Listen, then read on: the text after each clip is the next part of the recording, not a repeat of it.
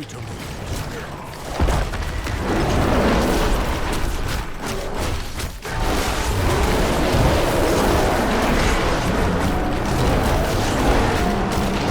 I must wait a moment.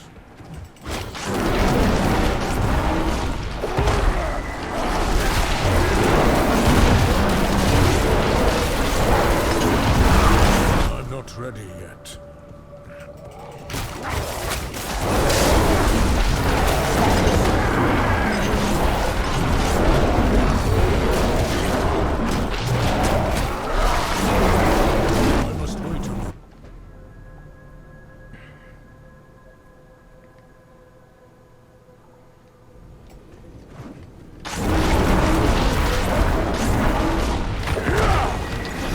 I'm not ready yet. I'm not ready yet.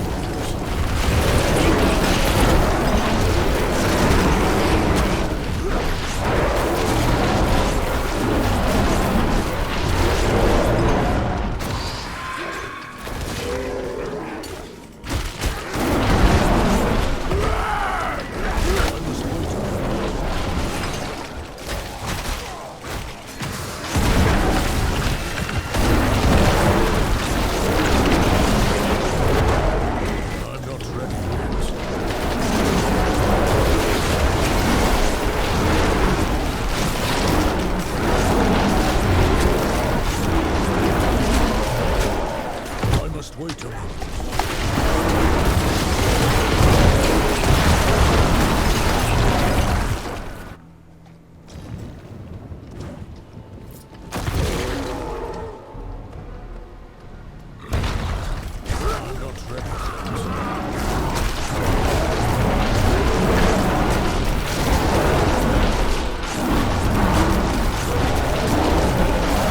I'm not ready yet. I'm not ready yet. I must wait a moment.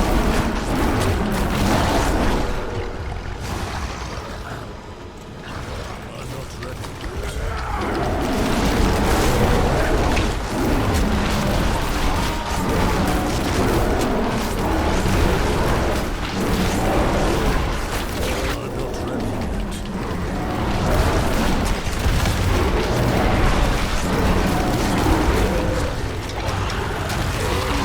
I must wait a moment.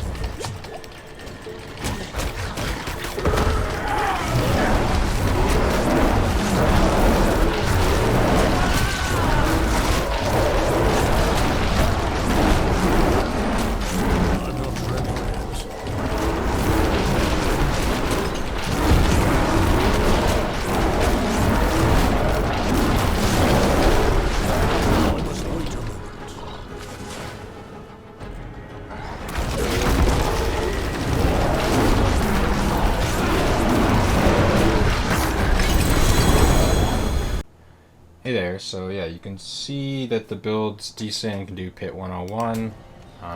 It's a Fleshrender, support Druid, DJ Bear build, because you're constantly making noise with your Debilitating Roar, Blood Howl. It uses Debilitating Roar, Blood Howl, Petrify, Poison Creeper, Claw, and Cyclone Armor. So skill rotation, when you have a decent sized pack, Petrify, then you'll Poison Creeper, Cyclone Armor them to reset your Poison Creeper, and then you're going to wait for the second pull of Petrify using Adoran's Inaudible Will, and then yeah, you'll Poison Creeper the rest of the pack. But yeah, I'll go over the items. So I have Harlequin Crest up here. Not necessary, you can put it in a regular helm, but the damage reduction and skill ranks are nice. Resource generation is useless because we don't use any spenders in this build, so Masterworking, crits on max life, and cooldown reduction are what you want.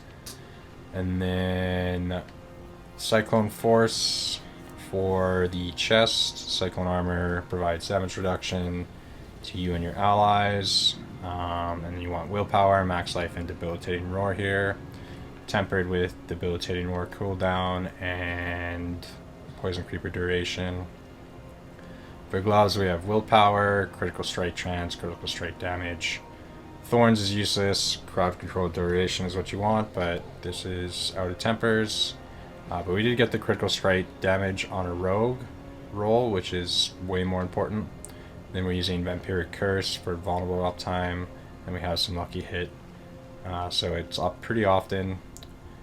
The pants, Willpower, Max Life, Armor. If this was a GA armor and Max worked a couple times, you could probably get away with just one armor item and cap it. But yeah, we have some armor on our amulet as well because we don't have a GA roll. And then Debilitating Roar cooldown for temper, and thorns once again should be crowd control duration. For the boots, we have Wild Heart Hunger. Regular boots would work here too, and maybe put on Metamorphosis. Or if you want to run a rabies variation, you could put that aspect on. But the movement speed, critical strike damage, and damage reduction are nice. Any GAs on that is useful. Damage reduction, probably the most important. And you want the effect to be max rolled at 1.5%. That's the best I could find. But it is easy to keep this up because you're constantly shifting with Debilitating Roar and Blood Howl, and then you go to human with Poison Creeper and Cyclone Armor. Then you need a Fleshrender for this build to work because it's where all your damage comes from. GA on damage roll safe shifting or defensive skills would be better, but the most important part is the max roll on the ability, and then just try and blast your willpower. So that's why everything's socketed with sapphires. So we have higher willpower. This used to be 3,000, but I opted for more crit chance and stuff too. So, but they'd still 390%, still quite a bit. For an amulet, it's got to be Bold Chieftains. So your shout cooldown reduction is reduced by 3%, which is actually glitched and is 3 seconds. 6 seconds on bosses, and then if your Debilitating Roar cooldown is less than 6, it's constantly up. So we could probably retemper some stuff and get that to like 5.8, 5.9 and get some more damage. But yeah, willpower, I have the armor just to get it maxed. Like I said, if you could just get one armor item, that'd be better, and you could put Envenom passive or movement speed here, or quick shift. Debilitating Roar cooldown reduction, and then damage close. This could be Poison Creeper cooldown reduction, but I find the damage is better for the bosses. You get your Poison Creeper reset enough with your Spirit Boons. The first ring is Willpower, Crit Chance, Crit Strike damage, Companion cooldown reduction, which should be Poison Creeper reduction, but I don't want to risk breaking this. Damage to crowd control, and then challenging depth, so 55% damage to poison enemies while you're in a werebear form. So Debilitating Roar, and always poison. And then we have Ardon's Inexorable Will, so 23% willpower. Lucky Hit. If Lucky Hit was crit chance or GA, that would be better, but 2 mass-working crits on it. I find this usually resets your Poison Creeper well enough at 11%. Ultimate cooldown reduction is nice for Petrify, but it's not required for this to be a high roll because you have Paragon, and yeah, it's just resetting close enough. Ultimate skill, pull, so you're using this to pull enemies in, and then you Poison Creeper. The roll on this doesn't super matter, but the higher the better, obviously. And then for our totem, we want max life or willpower here, depending if you want more offense or defense. Crit strike chance, and then cooldown reduction. Damage to crowd control, and lucky hit to do cold damage. Ideally, this would be poison damage. And then we have Blood Howl to increase critical strike chance, and also gives your party members. And it's a shout, so it gets reset from Bold Chieftains. You could put Edge Masters here because you're constantly at full spirit, and you get an extra 20% bonus. So depends what you prefer, but this seems to work well. And yeah, that's the items. Alright, so go over the skills. So Claw and Enhanced Claw for attack speed. Fierce Claw applies poison, so you'll put that on the boss. Then in the core skills, we're not taking any core skills, but we'll take the passives. Predatory Instincts for increased crit chance. Digigate for movement speed, and Ironford for damage reduction, both maxed out. Constantly shapeshifting, so these will always be up. And the defensive skills will take 1 in Cyclone Armor, and you get +7 from Shaco and Fleshrender. The enhanced for the knockback, and the innate for vulnerable. And then Blood Howl 1 point as well. Then we'll get the cooldown for enhanced, and Blood Howl increased attack speed for 4 seconds. You can run the Spirit if you're running this with a core variation, but the attack speed's better overall. Then Debilitating Roar, our main ability, you want to max this out as much as you can. And decreases cooldown reduction per rank, and Fortify, so enhanced. And then you get Preserving for constantly healing 4 seconds because you're constantly roaring. You can run the slow, but I find the healing helps with survivability. Ancestral Fortitude to increase your non-physical resistances by 15%. Vigilance, damage reduction by 15% every time you use a defensive skill, so it's constantly up as well. Then in Companions, we'll take Nature's Reach for 10% increase to distance. They should usually trigger due to Neurotoxin, because poison enemies are always slowed. 1 point in Poison Creeper duration, and then the crit chance for strangled enemies. Then in our Wrath skills, we're not taking any again, but just passive. So Neurotoxin, Toxic Claws, critical strikes with werewolf skills apply poisoning, so your Blood Howl will poison, and your Claw, even though it already poisons. And then in Venom for 30% damage increase. And then we'll take Mending for usually more healing and maximum life while in werewolf form, and we're often in werewolf form because we're constantly shouting. For ultimates, take Petrify and go all the way up the tree. So the Spirit's not that useful, but the Supreme Petrify for the cooldown reduction is. And then we'll take Defensive Posture, increase the amount of Fortify from all sources, and you get damage reduction while fortified. You're constantly fortified with Debilitating Roar. Quick Shift, you're constantly shifting, so you can get up to 24%, and this is a very easy passive to keep going. Heightened Sentence for damage reduction and movement speed for each second. They're both doubled always because you're constantly shifting as well. And then Natural Fortitude just for some more Fortify. And then for our key passive, taking Bestial Rage because we're constantly shifting, so you can usually have both of these up as well. For Spirit Boons, we're doing Wariness for damage reduction from elites, Iron Feather for more max life, and Avian Wrath for critical strike damage multiplier. Scythe Talons you can run early on if you don't have enough crit chance, but the Avian Wrath's way better for damage. Boons are, Wolf Boons are Pack Leader to reset Poison Creeper, which usually will happen when you do the combo right. So you pull with Petrify and the Indomitable Will ability, and then you Cyclone Armor, and that should reset your Poison Creeper when you have like 10 to 15% lucky hit chance. If it doesn't, you can just claw some guys, or sometimes you'll have to wait for the cooldown to come up.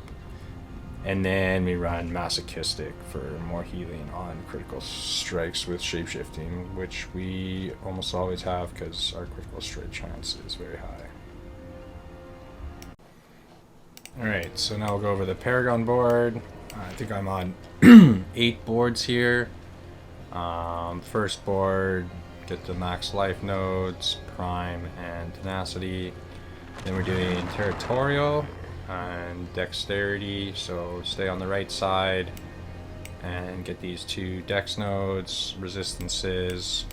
You need to come into Heightened Malice, which is basically the main board, and it's going to attach to everything.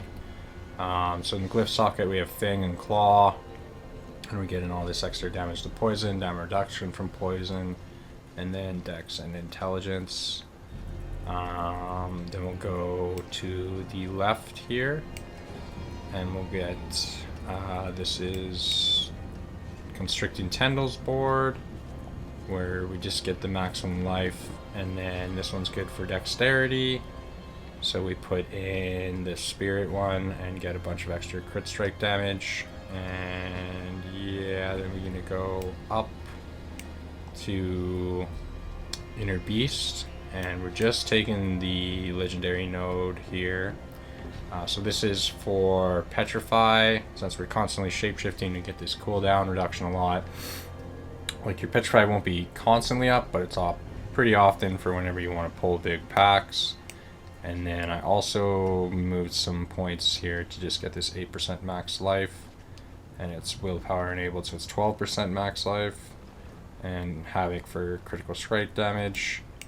I believe then we actually went right here into Earthern Devastation and moved it so it's just a straight path across, and just taking the glyph socket. We have Tracker, so poisoning damage effects last 40% longer. This is good to keep your poison up. Just taking the resistances.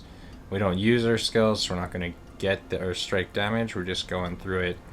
And then we'll get Thunderstruck as well. Just to get this damage reduction from Vulnerable. And in here we're putting Undaunted, so you have 10% damage reduction and damage while fortified. You're always fortified because Debilitating Roar fortifies you. Yeah, so then the last couple up here are Ancestral Guidance, which we're not taking because we don't spend Spirit, but we will take the glyph for the resistances. The glyph we're using is Exploit. So we have Vulnerable constantly up with Cyclone Armor, and our gloves, which are using the curse aspect, and then plus with the exploit additional bonus. So yeah, vulnerable is almost always up. And then our last one coming up through Urban Devastation is Survival Instincts. So the lower health your enemies are, you'll do up to 50% damage to them based off the difference in health, or if you're low health, you do this bonus as well, but you don't want to be low health, obviously. And then we're taking the Bulwark for damage reduction while fortified. So yeah, it's quite the board. Touch and 8 could be optimized more probably, but this works pretty well.